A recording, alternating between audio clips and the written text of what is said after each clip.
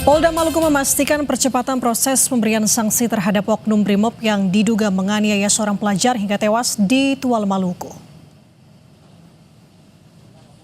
Kapolda Maluku Irjen Dadang Hartanto bilang anggota Brimob yang diduga menganiaya hingga menewaskan seorang pelajar di Tual akan diberhentikan tidak dengan hormat atau PTDH. Pernyataan itu disampaikan Dadang dalam kegiatan buka puasa bersama di Plaza Presisi Polda Maluku. Rencananya saudara sidang etik oknum Brimob pelaku penganiayaan akan digelar hari Senin ini. Selain dengan sanksi etik, proses pidana tersangka juga akan dipercepat dan berkas perkara akan segera dilimpahkan ke kejaksaan. Ancaman sanksinya adalah PTDH. PTDH itu pecat. Jenderal, percepatan penanganan kasus ini apakah ada tekanan dari Mabes Polri atau? Oh enggak, kita menyadari bahwa tindakan tersebut tidak bisa ditolerir, tindakan kekerasan. Itu sejak awal sudah saya arahkan seperti itu. Jadi ini adalah bentuk tanggung jawab hukum yang diberikan kepada kita. Ya, meskipun itu adalah anggota kita tidak diskriminasi untuk melakukan penindakan.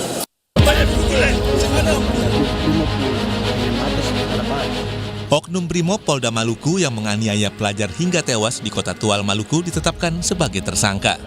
Usai ditetapkan tersangka, Bribda MS dipindahkan ke Ambon dan ditahan di Bid Propam Polda Maluku untuk menjalani pemeriksaan intensif. Tersangka juga akan menjalani sidang kode etik dan profesi Polri. Status terlapor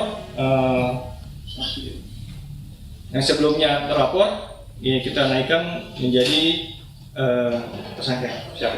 Penetapan tersangka.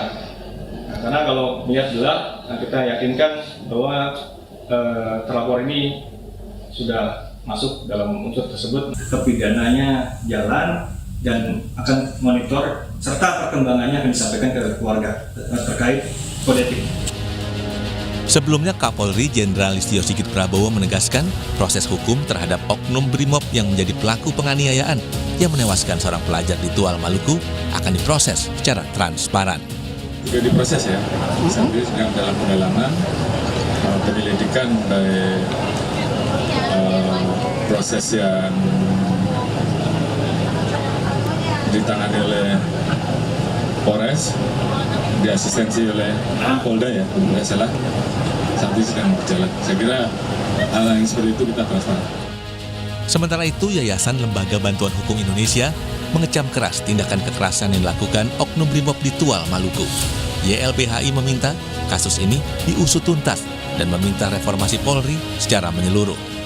Kita sangat mengecam atas tindakan brutal dari anggota Brimob ya di Tual di Maluku.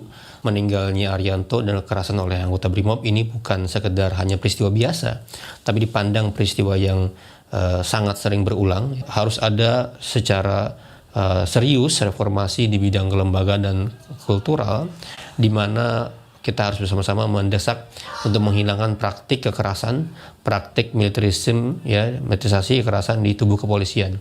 Harus dievaluasi total, mulai dari rekrutmen, dari pendidikan, dari bagaimana bersikap. Ya.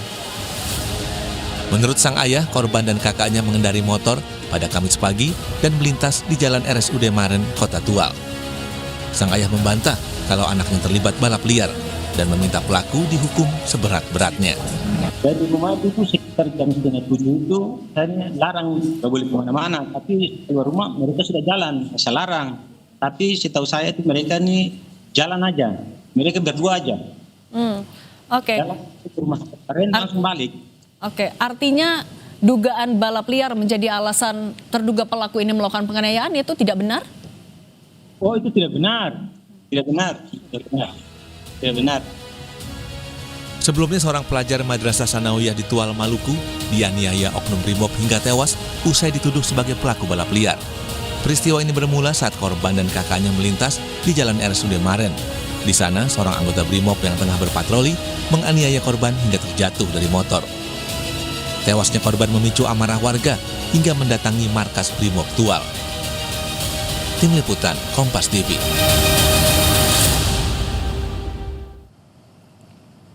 Oknum Brimob yang menganiaya seorang pelajar hingga tewas telah ditetapkan sebagai tersangka dan akan menjalani sidang etik pada Senin 23 Februari 2026 atau tepatnya hari ini. Kapolri Jenderal Listio Sigit Prabowo menegaskan proses hukum terhadap Oknum Brimob ini akan berjalan transparan. Lantas dari kasus ini, saudara, bagaimana mencegah tindakan polisi agar tidak membahayakan warga sipil? Dan apakah kasus Brimob Tual ini menjadi katalis reformasi Polri yang saat ini tengah digodok? Kita akan bahas bersama dengan sejumlah narasumber, saudara, secara daring. Sudah bergabung bersama kami di Sapa Indonesia Pagi, ada Komisioner Kompolnas Yusuf Warsim, dan juga Direktur Imparsial Ardi Manto Adi Putra. Selamat pagi Pak Yusuf, Bang Ardi, Assalamualaikum. Waalaikumsalam, selamat pagi. Waalaikumsalam. Pagi Pak Yusuf. Oke, saya mau ke Pak Yusuf lebih dulu. Pak Yusuf, Kapolri kemarin sudah memberikan atensi, sudah menjamin bahwa proses hukum dari kasus Tual ini akan dijalankan secara transparan. Nah, pertanyaannya bagaimana kita bisa menjamin bahwa kasus ini benar-benar transparan mungkin untuk bisa diproses? Ya, tentu itu yang kita dorong. Sejauh yang kami pantau bahwa proses penanganan kasus meninggalnya anak kita ini, proses hukumnya telah berjalan, maka kami sebagai pengawas fungsional eksternal Polri akan mengawasi secara sungguh-sungguh untuk memastikan transparansi dan akuntabilitas prosesnya hingga tuntas. Pada saat ini juga tim Kompolnas telah terbang ke Ambon, ke Tual, memantau langsung. Sekali lagi, tim Kompolnas sudah kita utus akan memantau langsung di sana untuk memastikan transparansi dan akuntabilitas. Jadi itu yang kami pastikan, apa yang disampaikan oleh Pak Kapolri, itu yang kita pantau agar dari pihak keluarga korban dan termasuk seluruh masyarakat Tual yang ada di sana benar-benar meyakini bahwa proses ini diawasi sehingga apabila ada keraguan-raguan akan ditutup-tutupi, Kompolnas akan menjamin bahwa semuanya harus transparan dan akuntabel. Oke, selain memang Kompolnas hadir di sana untuk bisa melakukan proses pengawasan, idealnya proses pengawasan dalam proses hukum ini agar bisa berjalan transparan, bisa memastikan bahwa korban, keluarga korban bisa mendapatkan keadilan. Pak Yusuf, seperti apa? Ya, tentu dari pihak keluarga korban sendiri harus mendapatkan pelayanan di dalam penanganan kasus ini, yang di dalam pelayanannya itu ya transparansi. Nah, proses tahap-tahapnya itu diberikan layanan kepada pihak keluarga korban, sehingga kemudian nanti proses bagaimana apabila sudah masuk dalam persidangan, tentu wilayah kewenangannya itu ada pada jaksa. Tapi dalam proses penyidikan ini, yang kita tekankan betul pelayanan kepada pihak keluarga korban. Nah, mitigasi yang perlu dilakukan dengan keluarga korban juga perlu dilakukan. Tapi yang paling penting, keterbukaan informasi selama proses berjalan itu tidak mengalami hambatan-hambatan, itu yang kita awasi. Layanan atau pelindungan terhadap keluarga korban seperti apa, Pak Yusuf? Informasi terkait dengan penanganan kasusnya itu yang harus terbuka kepada keluarga korban, sehingga mereka meyakini bahwa proses ini benar-benar akan selesai, transparan gitu. Jadi setiap proses tahapan-tahapan, termasuk nanti bagaimana proses di sidang Komisi Kode Etik, kan dari para saksi yang itu kami yakin juga pasti ada hubungan dengan keluarga juga. Jadi itu proses baik kode etik maupun proses pidananya tetap sama-sama diberikan pelayanan informasi yang terbuka kepada keluarga korban, di samping tentunya keadilan. Nah, sebagaimana yang telah disampaikan oleh Pak Kapolda, yaitu kan wujud keadilan untuk keluarga korban bahwa menggambarkan sanksi yang paling berat itu adalah PTDH. Oke. Saya mau bergeser ke Bang Ardi. Sebelum saya tanya ke Bang Ardi mengenai proses pengawasan dan penjabaran dari Pak Yusuf tadi, tapi dari sudut pandang Anda, Bang Ardi, melihat kasus kekerasan yang dilakukan oleh polisi belakangan ini, bagaimana Anda melihatnya?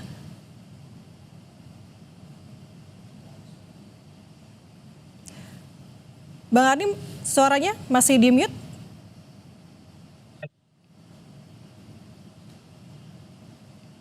Oke, silakan. Kan berbelasungkawa yang mendalam kepada korban. Dan kami melihat fenomena ini tidak hanya atau tidak bisa dipandang sebatas penyimpangan atau kekerasan yang dilakukan oleh individu anggota kepolisian saja, melainkan ini merupakan persoalan serius relasi antara polisi dan masyarakat. Nah, apa persoalan seriusnya? Dari kasus ini kita masih bisa mengetahui bahwa kepolisian masih dengan mudah atau cenderung dengan gampang itu melakukan kekerasan kepada masyarakat. Nah, ini persoalannya yang menjadi perlu digarisbawahi hingga hari ini gitu. Nah, kepolisian ini dalam melakukan kekerasan ataupun pelanggaran kepada masyarakat begitu ya, itu juga tidak disertai dengan sanksi ataupun hukuman yang berat, sehingga peristiwa-peristiwa semacam yang terjadi terhadap Arianto ini di Tual ini itu terus berulang dari tahun ke tahun. Tahun sebelumnya kita bisa melihat tragedi pada bulan Agustus. Pada sebelumnya kita juga mengenal tragedi Kanjuruhan. Itu adalah perilaku kekerasan kepolisian terhadap publik yang masih ditolerir secara institusi, secara internal oleh institusi kepolisian. Dan sanksi terhadap mereka yang melakukan kekerasan tersebut itu cenderung ringan dan juga tidak akuntabel, begitu ya, minim akuntabel. Nah, ini yang perlu dibenahi saya kira oleh institusi kepolisian, bagaimana mengakhiri ya, jangan sampai terjadi lagi ada Arianto berikutnya ke depannya di kemudian hari, dan praktik atau budaya kekerasan di kepolisian ini dapat diakhiri semaksimal mungkin begitu. Oke, Bang Ardi, berarti dalam kasus ini tersangka itu dijatuhi PTDH dan saat ini diproses hukum. Apakah dari hukuman atau sanksi ini Anda sudah menilai ini merupakan sanksi berat sehingga memberikan efek jera? Pelaku mungkin iya, tetapi perlu diingat dari peristiwa Tual itu kesalahan tidak cukup hanya dibebankan kepada pelaku yang melakukan kekerasan terhadap anak ini, tetapi juga ya kepada atasannya. Kenapa juga dalam pengamanan aksi balap liar itu kepolisian perlu bahkan menurunkan satuan BRIMOB. Nah, ini yang sebetulnya penggunaan kekuatan yang kami nilai itu sama sekali tidak dibutuhkan begitu atau dilakukan secara berlebihan oleh kepolisian ya.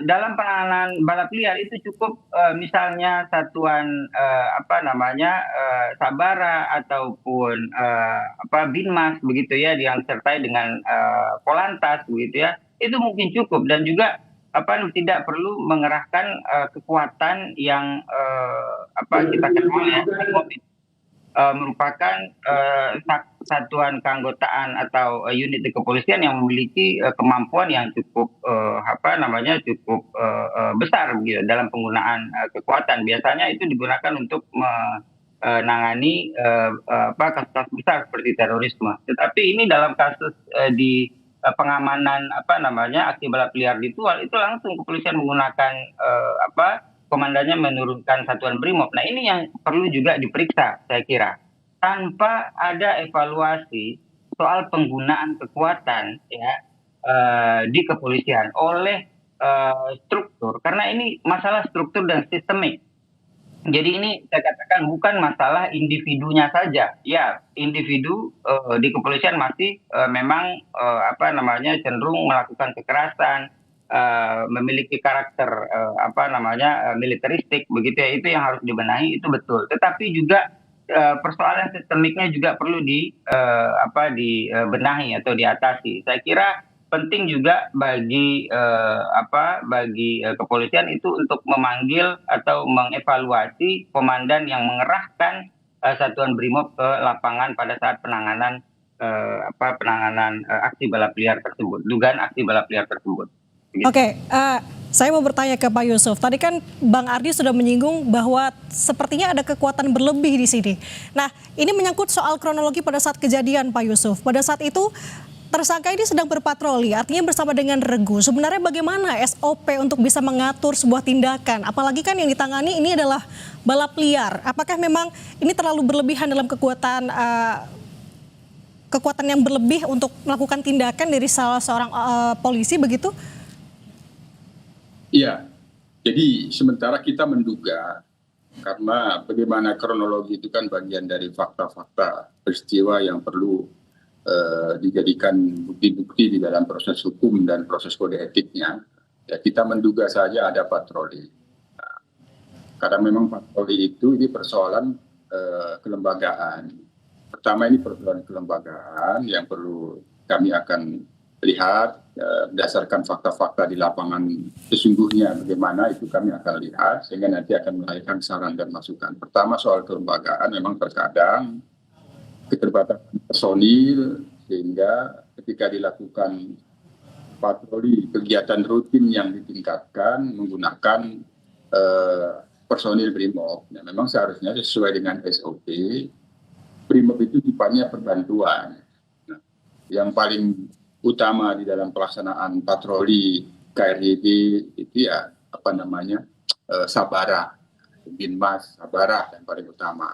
Jadi ketika ini BRIMOB digunakan untuk patroli KRYD, diduga ada keterbatasan personil sehingga ini menjadi fakta-fakta yang kita harus pastikan betul di dalam proses hukum ini sehingga akan melahirkan saran dan masukan. Yang kedua, belum tentu juga persoalan ini kaitannya dengan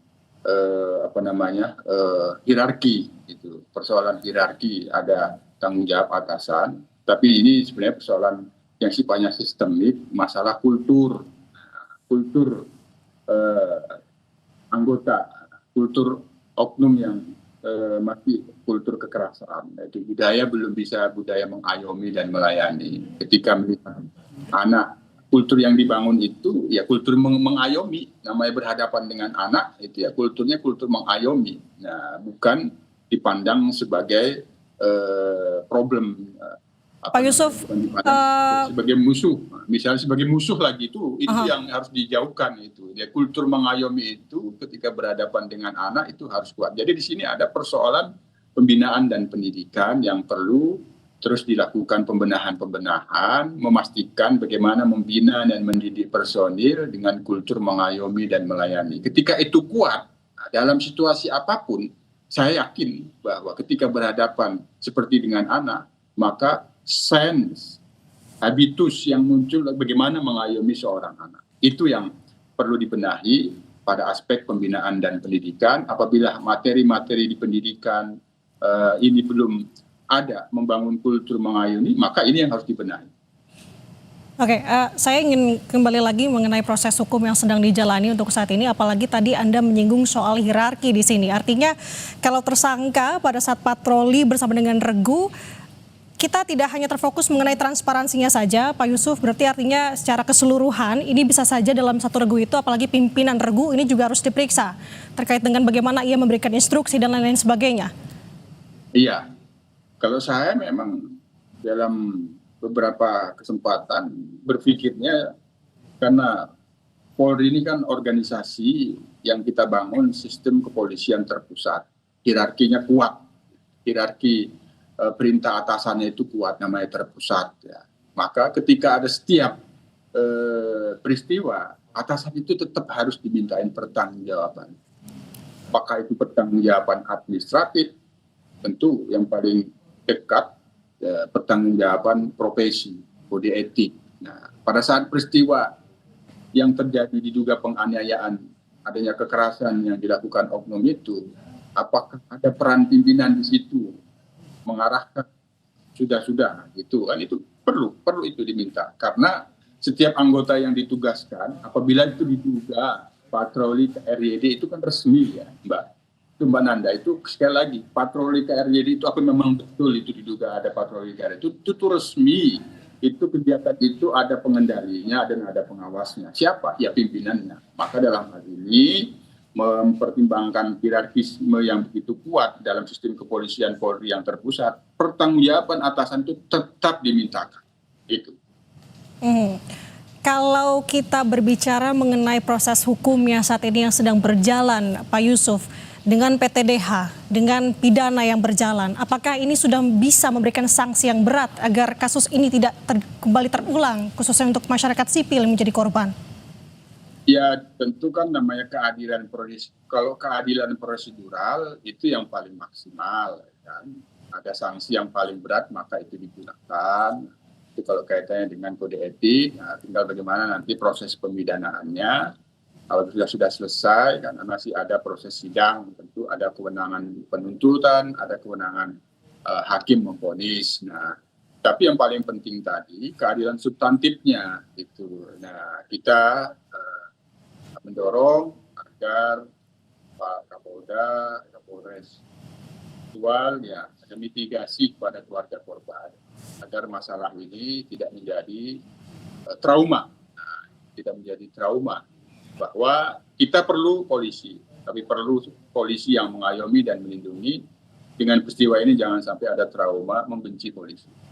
Jadi kita tetap perlu polisi yang mengayomi dan melindungi. Itulah yang dinamakan memberikan dan memastikan keadilan substantif. Upaya-upaya mitigasi kepada keluarga korban itu perlu dilakukan, di samping keadilan itu diberikan secara prosedural ya, melalui pemberian sanksi yang seberat-beratnya.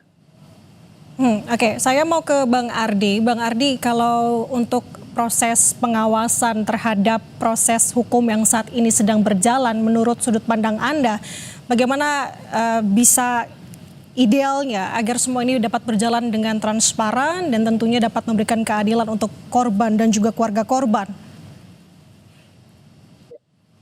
Selain secara internal ya, itu juga sudah dilakukan dan menurut informasi hari ini itu akan ada sidang etik. Yang penting untuk dilakukan juga adalah transparansi terhadap proses pidananya. Nah,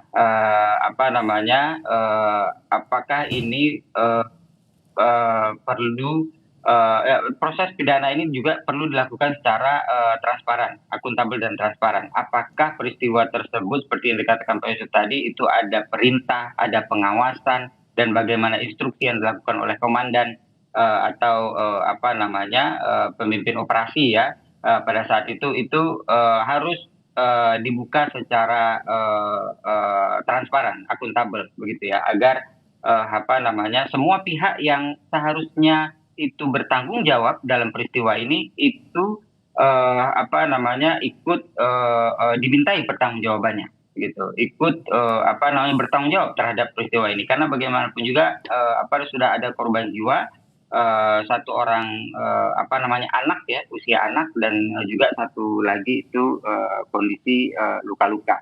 Nah, publik juga perlu memantau begitu ya terhadap proses ini. Jangan sampai seperti yang sudah-sudah, karena yang sudah-sudah itu adalah bisa jadi hari ini PTDH, kemudian beberapa saat kemudian ya tidak lama itu kembali lagi bertugas seperti sedia kala begitu ya.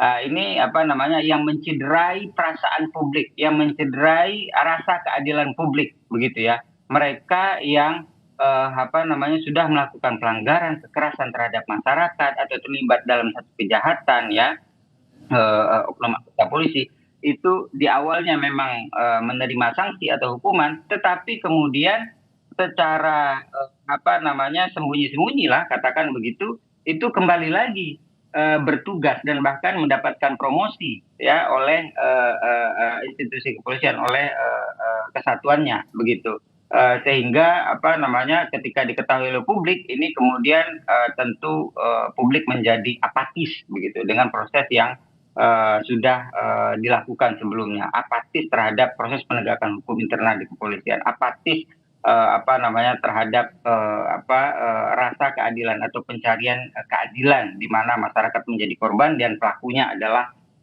anggota kepolisian itu sendiri begitu. Oke, kalau dari Anda sendiri melihat tindakan proporsional seperti apa yang seharusnya dilakukan, apalagi Bang Ardi saat ini kan tengah digodok untuk reformasi Polri. Berkenaan terkait dengan hal tersebut, apa yang kiranya menjadi poin-poin penting agar kasus ini tidak kembali terulang mengenai tanda kutip kekerasan yang dilakukan oleh polisi?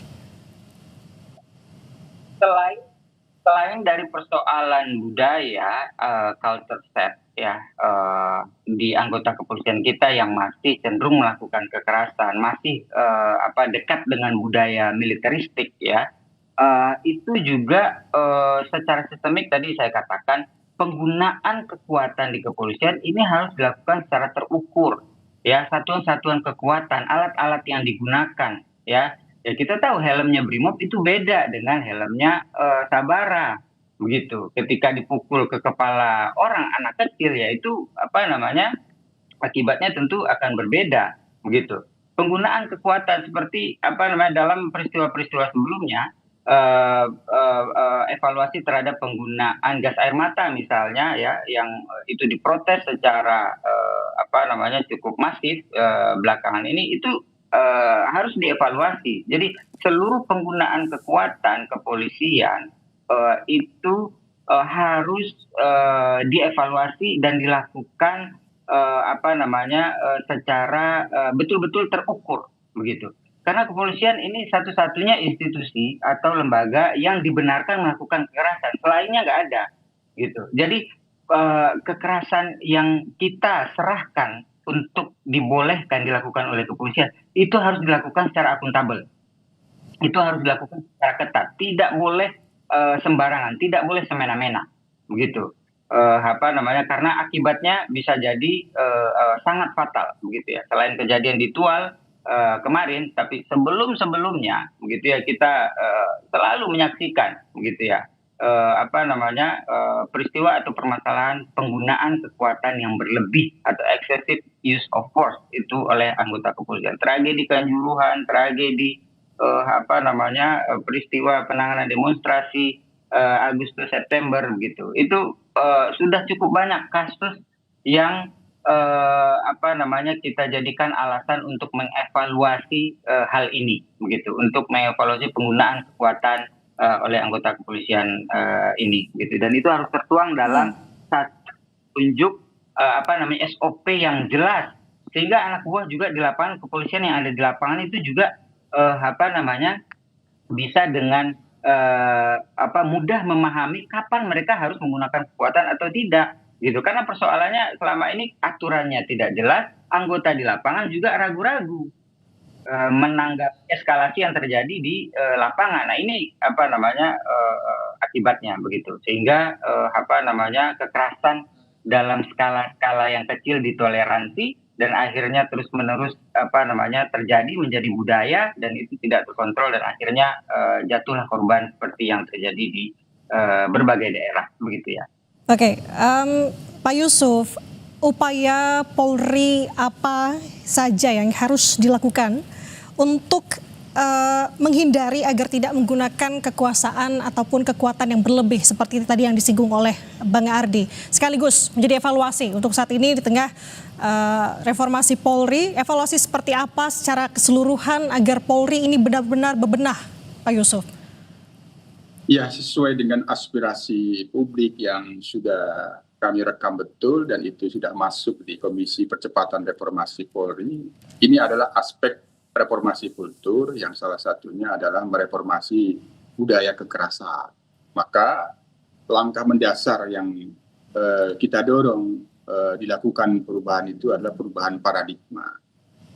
Polisi itu kan penguasa hukum, karena dia punya kewenangan, punya hukum untuk menggunakan kekuatan.